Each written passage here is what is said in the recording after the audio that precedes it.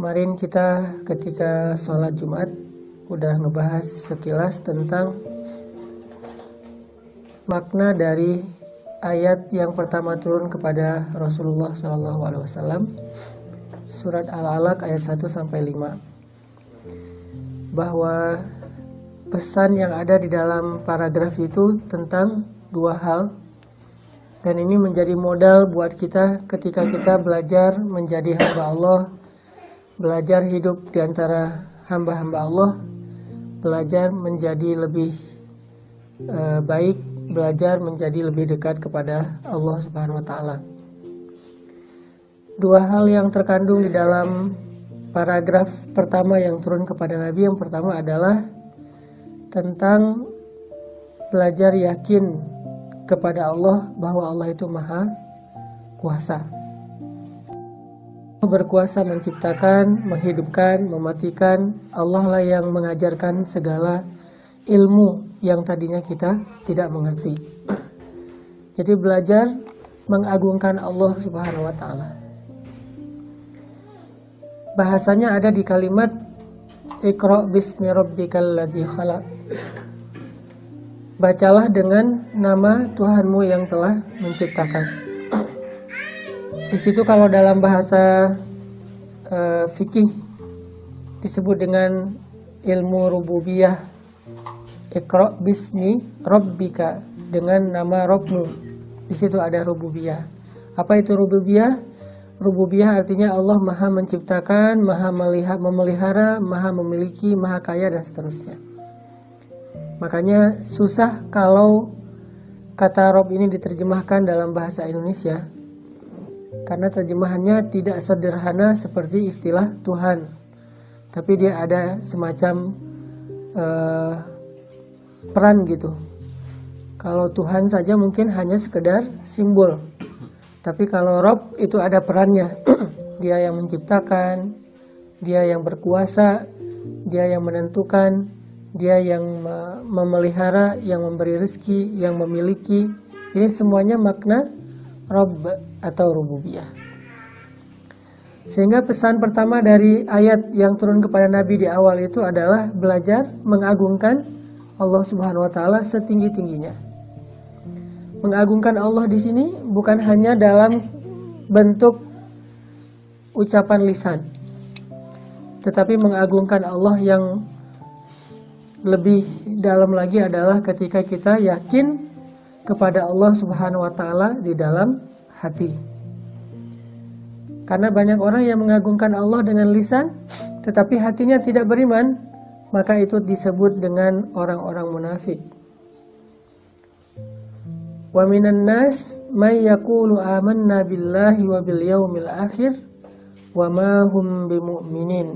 Di antara manusia ada yang yakul itu berkata dengan lisan, kami beriman kepada Allah dan hari akhir, tapi kata Allah, jadi Allah mengkomentari kata-kata mereka. Ibaratnya mereka posting nih, Allah komen. Postingan mereka apa? Captionnya, kami beriman kepada Allah dan kepada hari akhir. Terus Allah komen, kata Allah, wa ma hum bimu'minin. Mereka tidak beriman. Kenapa Allah justru menolak keimanan mereka padahal mereka sudah yaqulu, berkata dengan lisannya? Karena ternyata iman mereka itu tidak masuk ke dalam hati, hanya ada di dalam ucapan lisan. Padahal Nabi SAW bersabda, sesungguhnya Allah tidak melihat kepada perbuatan kalian atau penampilan kalian atau harta kalian dan seterusnya. Allah melihat ke dalam hati kalian. Dan kalau kita baca hadis pertama dalam setiap buku para ulama, selalu hadis pertamanya innamal a'malu binniyat. Sesungguhnya semua amal itu, baik perkataan atau perbuatan, tergantung kepada an-niyah yang ada di dalam hatinya. Kalau niatnya benar, maka dia akan mendapatkan balasan yang baik dari Allah. Kalau niatnya melenceng, maka dia tidak punya akad apa-apa dengan Allah Subhanahu wa Ta'ala. Sehingga kita balik lagi kepada surat Al-Alaq, belajar mengagungkan Allah artinya bukan sekedar belajar memuji Allah dengan lisan, walaupun itu satu kebaikan. Tapi kalau tidak selaras dengan hati, maka yang lisan ditolak. Sedangkan seseorang yang memuji Allah dengan hatinya, walaupun lisannya sederhana, maka itu berkualitas, berharga di sisi Allah Subhanahu wa taala. Belajar mengagungkan Allah di dalam hati. Belajar meninggikan Allah di dalam hati. Kalau bahasa sederhananya, belajar yakin dan takjub kepada Allah. Belajar yakin dan takjub kepada Allah. Dan ini gak bisa dibuat-buat.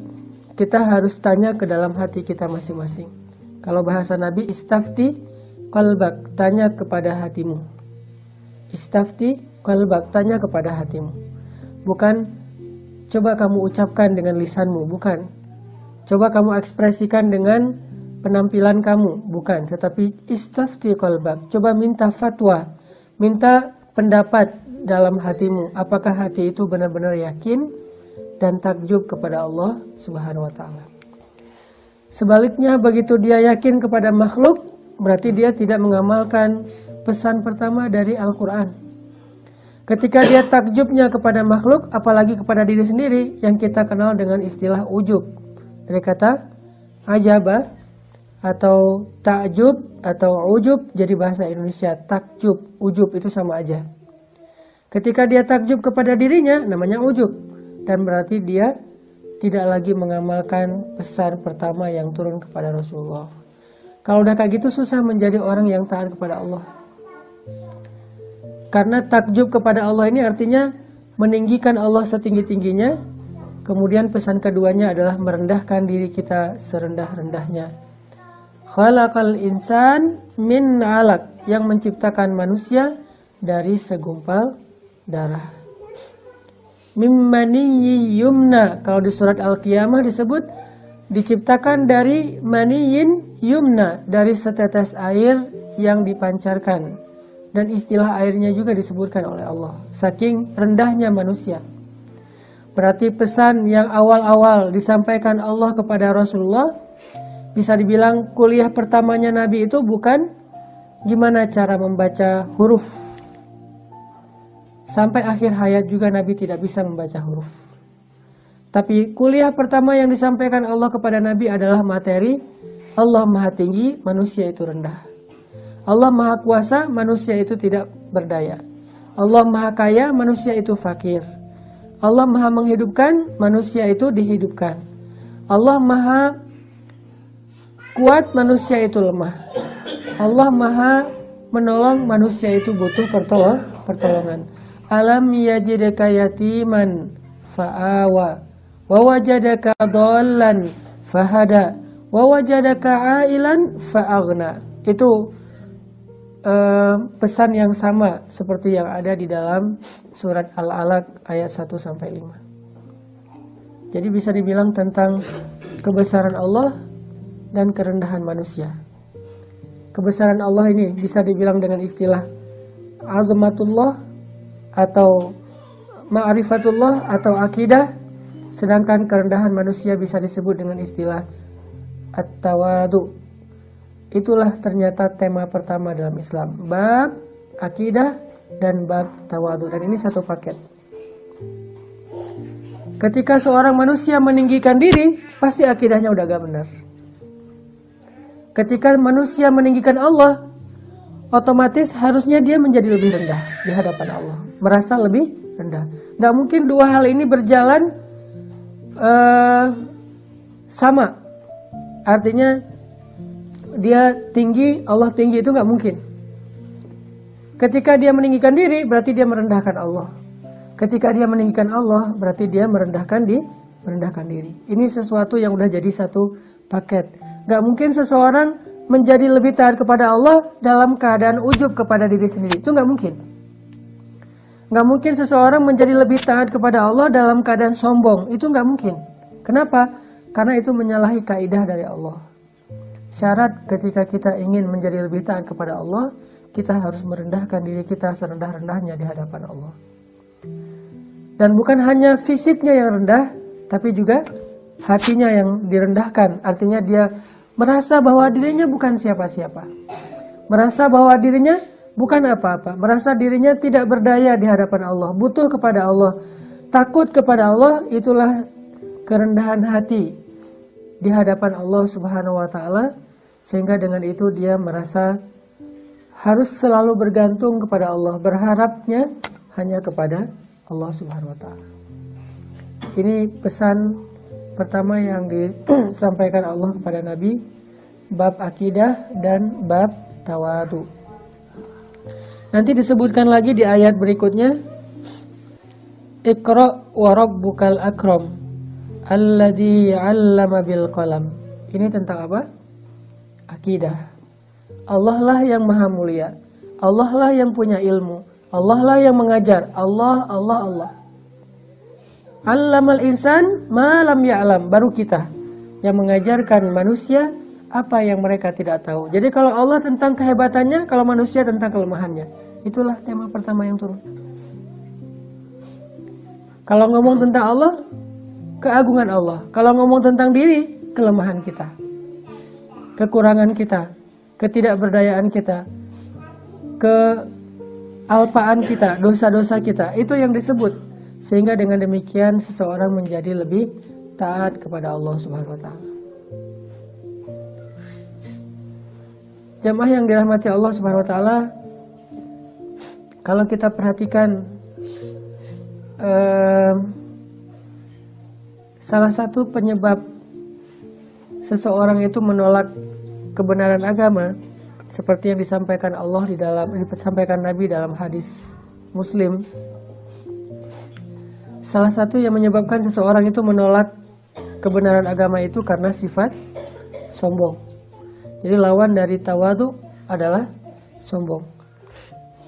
Kadang ada orang bilang yang ikhlas jangan sombong. Itu bukan dua kata yang berlawanan.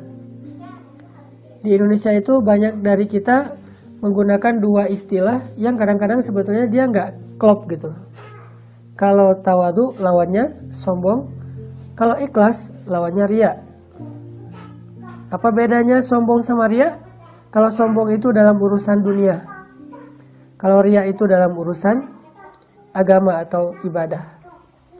Jadi kalau orang misalnya merasa dirinya pamer kepada orang lain tentang ibadahnya, dia cerita-cerita tentang ibadahnya, itu namanya bukan sombong, tapi riya. Tapi kalau dia cerita-cerita tentang hartanya, jabatannya, pekerjaannya, hal-hal yang sifatnya duniawi, itu namanya sombong. Cuman semua ini adalah amal hati, sehingga kita nggak boleh menjudge seseorang itu riya atau sombong karena kita tidak tahu isi hati orang lain. Terus gimana dong? Ilmu riya dan sombong, tawadu dan ikhlas adalah ilmu untuk kita menilai hati kita sendiri, bukan menilai hati orang lain. Gak boleh kita menjudge dia tuh sombong ketika dia posting ngaji. Kayak misalnya setahun yang lalu, alhamdulillah, misalnya di Indonesia itu ada Muzamil yang banyak memposting bacaan Al-Quran sehingga cukup ngehit. Ada yang komen di postingan itu, gak boleh riya dengan bacaan Al-Quran. Berarti dia menjudge isi hati orang lain. Padahal tidak ada yang tahu isi hati seseorang kecuali Allah, kemudian orang itu sendiri. Bisa aja niatnya adalah syiar. Dan terkadang amal soleh itu lebih baik disiarkan, ditampakkan supaya menjadi teladan.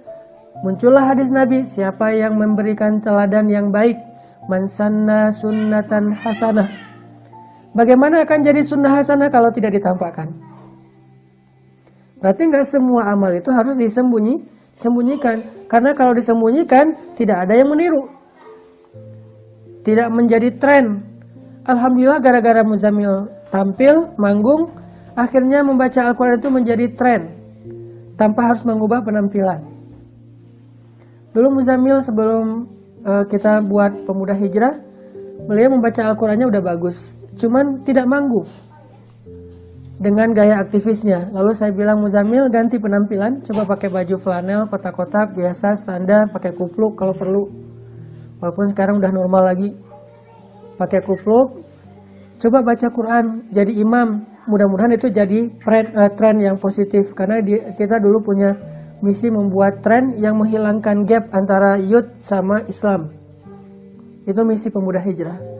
Selama ini ada gap yang cukup besar antara Islam dengan youth. Seolah-olah kalau udah lebih religi kurang gaul, kurang main, kurang asik. Kalau udah asik harus jauh dari agama, kurang taat. Nah, ini seolah-olah selama ini ada gap. Sehingga kita munculkan hashtag taat tapi asik. Dan misinya apa? Menghilangkan gap. Salah satu bentuk trennya, coba kita panggungkan sosok anak muda lulusan ITB, tapi ngajinya bagus dengan penampilan yang tetap anak muda. Kita panggungkanlah Muzammil. Ada yang komen misalnya itu riya segala macam, ini urusan hati masing-masing. Nahnu la nahkum illa bizzawahir, kata Umar. Kita nggak boleh menghukumi sesuatu kecuali dengan yang tampak. Adapun yang tidak tampak, kita tidak boleh menjudge atau menghakiminya. Akhirnya sekarang menjadi tren sampai ada siapa yang gimbal tapi baca Quran kan ya. Tren itu berkembang terus kayak bola salju, makin lama makin besar. Terus anak-anak SMA banyak yang posting, lagi post di sekolah baca Quran, posting di Instagram. Dan mungkin sebagiannya memang tidak ikhlas. Sebagiannya ada yang pengen eksis di sosmed. Tapi jangan sampai gara-gara kita ngerasa tidak ikhlas jadi tidak beramal. Ya itu juga salah satu jebakan setan. Gimana caranya Ustadz? Ya udah beramal aja. Karena ikhlas itu adalah kematangan jiwa. Ketika seseorang sudah matang, maka ikhlas itu akan mudah. Awalnya mungkin dia akan mengalami fase-fase puber. Ada yang puber hadis sahih. Baru tahu satu hadis sahih, semua orang sesat. Cuma dia doang yang masuk surga gitu. Ada yang puber hadis sahih. Ada yang puber ibadah sunnah.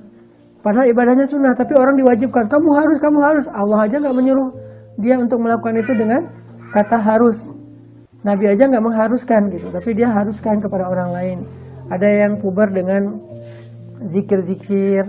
Ada yang awal-awalnya kayak gitu, riya muncul. Bahkan Imam Syafi'i juga pernah mengatakan, ta'allamtul ilma li ghairillah fa'abal ilmu ayyakuna illa lillah. Dulu tuh saya belajar ilmu bukan karena Allah, kata Imam Syafi'i. Tapi karena pengen disebut ulama, pintar, hebat, syekh, dan seterusnya. Tapi setelah saya belajar ilmu, ilmu itu menuntun saya kepada Allah. Jadi jangan tunggu ikhlas baru beramal, tapi beramal dulu, Allah yang akan menuntun hati kita biar ikhlas. Kita berusaha, tapi jangan sampai, kenapa kamu nggak sholat berjamaah? Takut riya, kan? Kenapa nggak hafal Quran? Daripada saya nanti hafal Quran disebut hafiz terus masuk neraka. Nah ini juga jebakan setan. Artinya bab tawadu dan sombong, bab tawadu dan sombong, ikhlas dan riya adalah bab a'malul qulub, amalan-amalan hati.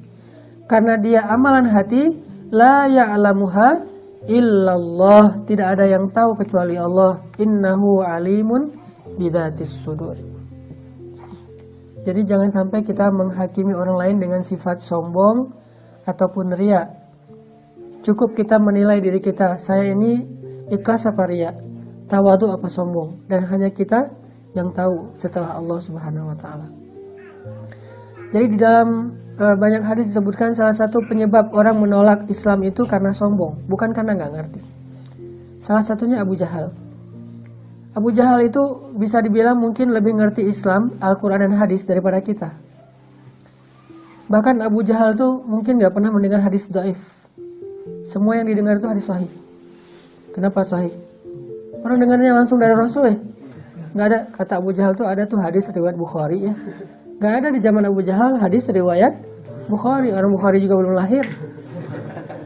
Jadi Abu Jahal itu ngedengar semuanya hadis sahih. Abu Jahal itu mendengarkan Al-Quran langsung dari Rasul atau langsung dari Abdullah ibnu Mas'ud. Tahukah kita siapa Abdullah ibnu Mas'ud? Yang bacaan Al-Qurannya persis seperti Jibril alaihissalam. Kalau kita mungkin persis seperti Imam Masjidil Haram atau siapa. Kalau Abdullah seperti Jibril. Kalau kalian pengen dengar bacaan Jibril, kata Nabi, dengarkan Abdullah ibnu Mas'ud. Itu bacaan yang bisa dibilang kayak kembarannya bacaan Jibril. Jadi benar-benar imitator gitu. Nyontohin Jibril tuh persis kayak orang nyontohin Sudais persis. Nyontohin Al-Ghamidi persis, nyontohin Toha Junaid persis. Kalau ini nyontohin Jibril persis. Berarti Abu Jahal tuh dengerin Al-Quran langsung dari sumbernya atau dari orang-orang yang luar biasa. Kenapa nggak beriman tuh? Apakah dia nggak ngerti? Abu Jahal itu bukan orang bodoh. Istilah bodoh di dalam kalimat ini bukan tidak punya ilmu, tapi keras kepala. Sebetulnya nama aslinya sebelum dijuluki dengan Abu Jahal, Abu Al-Hakam kan? Apa arti Abu Al-Hakam? Cendekiawan. Abu Al-Hakam itu guru bangsa.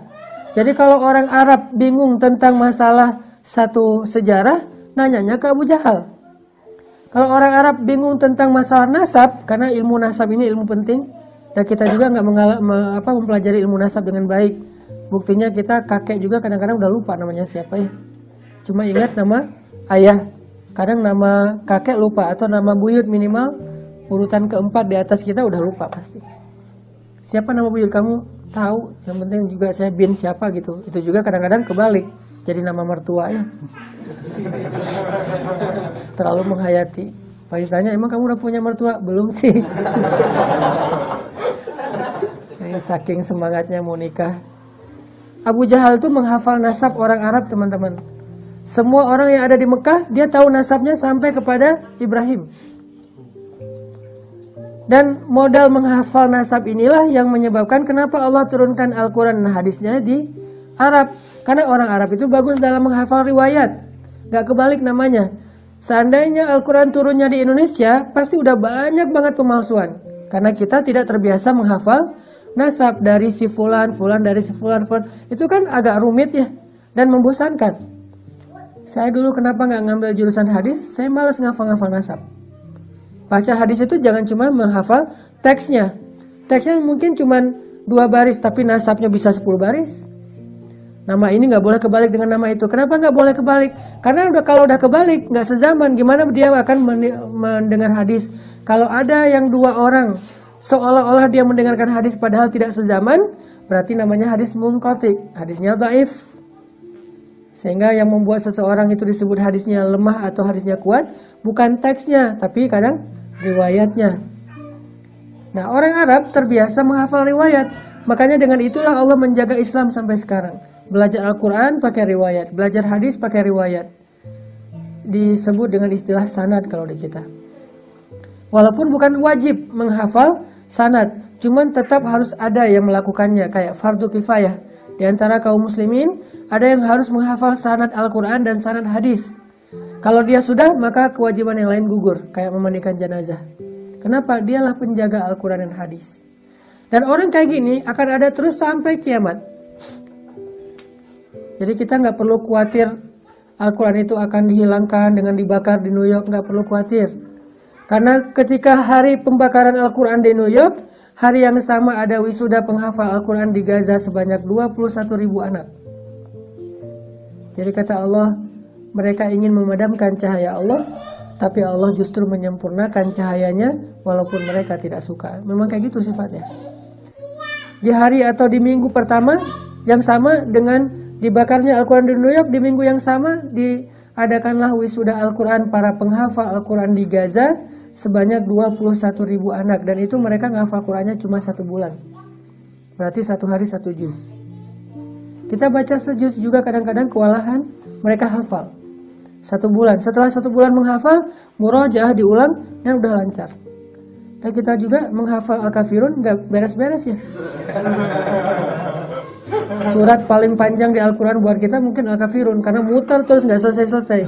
La abudu ma ta'budun wala antum abiduna ma abudun. Ini kapan selesainya? Kok panjang banget nih ayat? Karena nggak tahu ujungnya. Bayangin. Kenapa kayak gitu? Karena memang tadi yang saya sampaikan kemarin, tren belajar pada masa Rasulullah itu adalah menghafal. Hafalannya itu bagus-bagus. Tren belajar pada zaman kita itu menggunakan teknologi. Handphone hilang semua ilmu. Kalau zaman dulu ada di dalam kepala, kalau sekarang ada di saku. Buka dulu handphone. Oh ya, ntar dulu kemarin dicatat tuh, ada rekaman segala macam. Beda tren. Nah intinya, kenapa Abu Jahal menolak padahal dia ngerti Al-Quran? Karena kata Abu Jahal, kalau saya beriman kepada Muhammad, berarti saya jadi pengikut Muhammad. Padahal selama ini Abu Jahal itu kepala kabilah, kepala suku. Masa jadi pengikutnya Muhammad? Itu nggak keren banget tuh. Makanya karena itulah Abu Jahal menolak. Ini namanya sombong. Merasa dirinya tinggi. Dan sombong inilah penyakit paling bahaya bagi seseorang setelah ragu kepada Allah, yang menyebabkan dia nggak bisa taat kepada Allah. Firaun. Emangnya Firaun nggak ngerti tentang kebenaran? Ngerti. Firaun itu bukan orang bodoh. Dia itu keturunan raja. Belajarnya itu private, nggak pernah sekolah. Jadi profesor-profesor yang datang ke istana ngajarin Firaun kecil. Fir, belajar lo Fir gitu ya. Belajar Firaun teh. Belajar filsafat, belajar geografi. Kan geografi itu disebut dengan ilmu Saqafatul Muluk ya. Wawasan para raja, itu geografi. Dulu para raja itu selalu wajib mata kuliahnya belajar geografi. Karena geografi buat mereka adalah kekuasaan. Kalau kita geografi kan sekedar peta dan segala macam ya. Kalau buat mereka geografi itu adalah ekspansi kekuasaan. Jadi mempelajari geografi itu wajib bagi calon raja. Saqafatul Muluk, wawasan para raja. Geografi, filsafat, bahasa, sastra. Rata-rata raja dulu belajar sastra. Kenapa? Ketinggian bahasa itu menunjukkan luasnya wawasan seseorang. Ketinggian bahasa itu menunjukkan tingkatan sosial seseorang. Jadi seorang raja itu harus berbicara dengan bahasa yang kalau diterjemahkan jadi satu buku. Itu bahasa-bahasa yang tinggi. Kenapa tuh kalau kayak gitu Firaun tidak menerima dakwahnya Musa? Apakah dia nggak ngerti? Ngerti. Tapi dia merasa sombong, enggan. Nggak mungkin dia menjadi pengikut Musa padahal dia raja yang paling berkuasa di dunia pada masa itu. Ini masalah. Jadi masalahnya adalah istaghna. Makanya Allah berfirman di ayat berikutnya di surat Al-Alaq, kalla innal insana la yatgha ar-ra'ahu istaghna. Sungguh manusia itu akan melampaui batas kalau dia merasa dirinya serba cukup, artinya serba ada. Merasa nggak butuh kepada Allah. Merasa normal-normal aja. Dan itu terjadi dalam hidup kita walaupun dengan grade yang mungkin nggak separah mereka. Contohnya apa?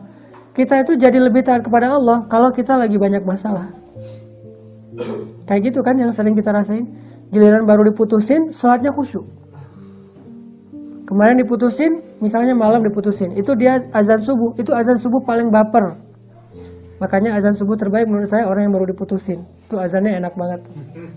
Allahu Akbarnya aja getarannya gimana gitu ya. Getaran nggak percaya kok bisa gitu ya. Aku nggak bisa hidup tanpa kamu gitu ya. Ini artinya orang kalau lagi banyak masalah, sakit, banyak hutang, ada masalah sama temennya, sama mantan, apalagi pas ngeliat postingan mantan terakhir tuh udah di atas pelaminan, itu kan berat banget tuh. Biasanya doanya khusyuk, tilawahnya banyak, tahajud rajin. Kenapa? Karena waktu itu dia lagi drop, lagi down banget, dan ketika itu dia merasa butuh kepada Allah. Tapi kalau lagi normal, doanya juga standar. Ya Allah sama aja deh dengan yang sebelah gitu ya. Atau minimal Rabbana atina fid dunya hasanah. Kalau sholat ayatnya pasti yang paling ikhlas, Al-Ikhlas. Nggak mau ayat-ayat yang panjang. Kalau misalnya dia lagi banyak masalah, ayatnya bisa Al-Baqarah tuh, walaupun alif lam mimnya doang gitu. Al-Baqarah, Ali Imran.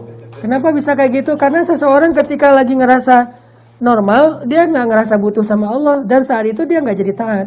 Tapi kalau dia lagi banyak masalah, dia merasa butuh pada Allah, saat itu juga dia akan kedongkrak, termotivasi, terbooster untuk lebih taat kepada Allah. Dan itu fitrah manusia.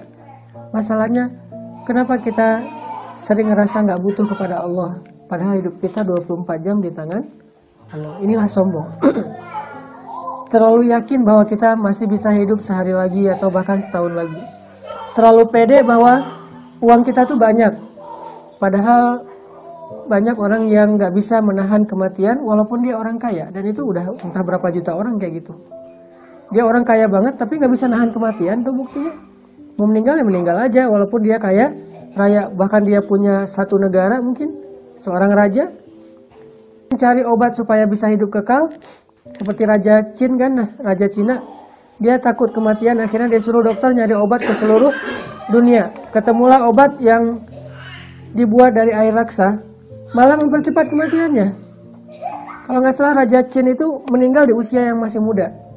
Raja Mongol nyari obat ke seluruh dunia biar panjang umur. Ternyata kesimpulan dari para tabibnya apa? Umur tidak bisa dipanjangkan, tetapi kekuasaan bisa. Gimana caranya? Turunkan kekuasaan kamu kepada anak kamu. Mulakukan.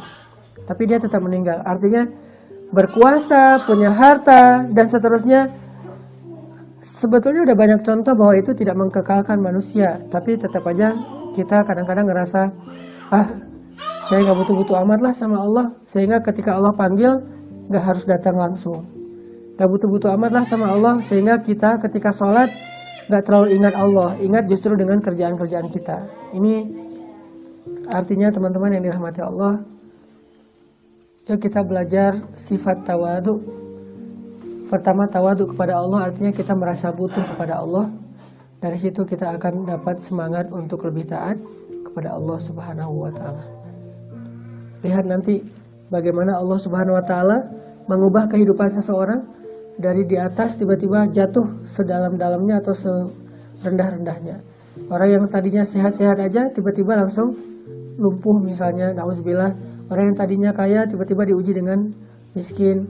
Dan itu banyak banget cerita orang yang sukses, man of the year gitu ya. Sukses sebagai pengusaha tahun itu.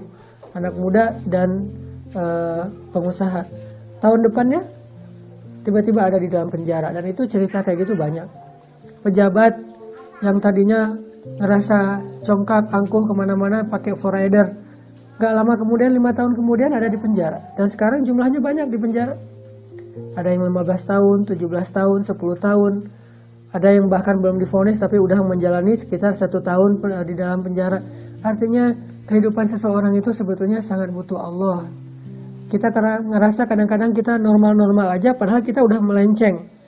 Lagi road to kehancuran, cuma kita nggak sadar. Kalau nggak ditolong oleh Allah, maka mungkin kita benar-benar akan binasa. Belajar merasa butuh kepada Allah. Itu tawadu kepada Allah Subhanahu wa Ta'ala. Mudah-mudahan dengan demikian kita bisa banyak muhasabah. Kalau berdoa tuh ngomong, ya Allah, saya itu nggak berdaya, Engkau Maha Kuasa. Ya Allah, tolong saya nggak bisa apa-apa. Engkau Maha Kuasa atas segala sesuatu. Ya Allah, saya lemah, Engkau Maha Kuat. Sebutin kelemahan kita, kerendahan kita, sebutin kebesaran Allah.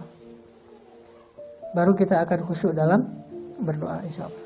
Itu yang bisa saya sampaikan. Barakallah. Assalamualaikum warahmatullahi wabarakatuh.